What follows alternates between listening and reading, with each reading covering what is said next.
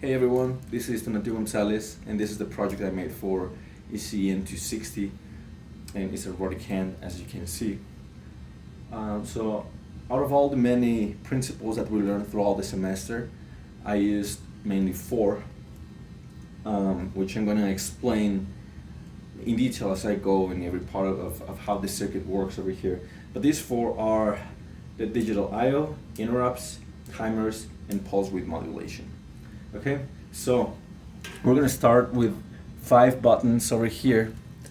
These 5 buttons, each one controls one finger in the hand. So this is where the digital I/O comes in. So it is connected to ground, and every time we press it, it creates a signal. And this signal is sent to the MSP432. And then every time it is pressed, it is read by the MSP432 as an interrupt. So this means it's gonna constantly check for, it's gonna check for an event instead of doing polling as we learned in class. Then it uses timers. It uses mainly timer A2 and timer A0. And this one's, the main characteristic of timer A is that it works with periodic interrupts. So it works perfectly with the interrupt we're creating over here, and uses this to create pulse width modulation. So pulse width modulation is, since the MSP432 doesn't have a digital to analog converter, just as it has a analog to digital converter, so it uses this pulse width modulation to create constant signals, so it can be a high for a certain period of time during the clock cycle, and off during a certain period of time. In this case, the servo motors that work with the hand, they work with 20 milliseconds, and out of those 20 milliseconds, it has a duty cycle of 1 to 2 milliseconds. Okay, which is just 5 to 10% of the duty cycle, which is on. Okay, so I hope that explanation cleared up a little bit on how it works. If it doesn't, just shoot me an email and I can probably go a little bit more deeper in this. And if I made a mistake on this as well, I will appreciate any feedback.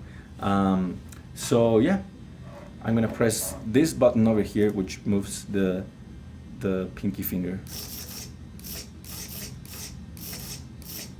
Okay, I'm gonna move the next one. Okay, I'm gonna move the next one. Okay, so we're having a little trouble over here. I'm gonna explain it later. We also have this one over here. This works perfectly. And then finally we have the thumb down here.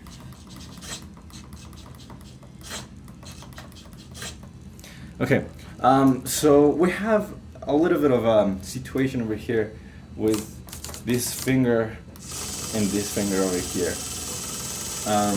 And it is because the motors are damaged.